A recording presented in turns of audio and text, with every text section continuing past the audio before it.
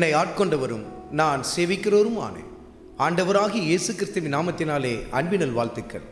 கிறிஸ்து இயேசுக்குள் மிகவும் பிரியமான அன்பு சகோதர சகோதரிகளே, யோவான் எழுதின சுவிசேஷத்தில் 5வது அதிகாரத்தில் 39வது வசனத்தில், வேத வாக்கியங்களை ஆராய்ந்து பாருங்கள், அவைகளால் உங்களுக்கு நித்திய ஜீவன் உண்டென்று எண்ணுகிறீர்களே, என்னை குறித்து சாட்சி கொடுக்கிறவைகளும் அவைகளே. ஆண்டவர் இயேசு கிறிஸ்து நம்மிடத்தில் சொல்லுகிற காரியத்தை சற்று கவனித்து பாருங்கள்.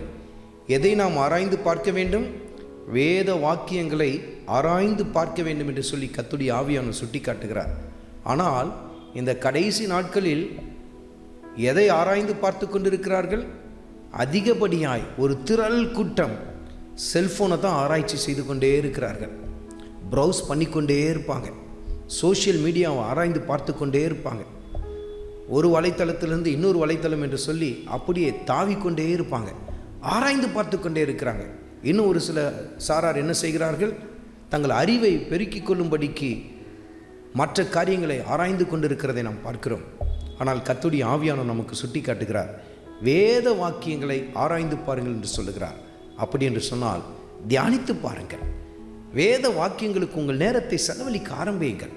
அருமையான மகனே, அருமையான மகளே, நம்முடைய கரங்களில் ஆண்டவர் தன் விலையேற பெற்ற வேத புத்தகத்தை கொடுத்திருக்கிறாரே, அதற்கு உன் வாழ்க்கையிலே நீ எவ்வளவு நேரத்தை செலவழிக்கிறாய் என்பதை யோசித்துப்பார்.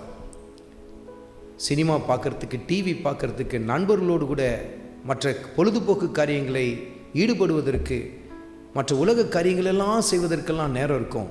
ஆனால் இன்றைக்கி நிறைய பேருக்கு வேதத்தை வாசிப்பதற்கு நேரமே இல்லை. பாருங்கள், கர்த்தருடைய ஆவியானவர் உங்களோடு கூட இடைபடுகிறார். இன்றைக்கு ஒரு தீர்மானம் எடுங்க. ஆண்டவர் இயேசு கிறிஸ்துவின் வார்த்தைகளை ஆராய்ந்து பாருங்கள். அவைகள் நமக்கு நித்திய ஜீவனை தருவது மாத்திரமல்ல, நம்முடைய மனக்கண்களை பிரகாசிக்க செய்யும். ஆண்டவர் இயேசு கிறிஸ்துவின் வார்த்தைகளை ஆராய்ந்து பார்த்து அவர் அண்டையிலே இன்னும் கிட்டி சேர ஆரம்பியுங்கள்.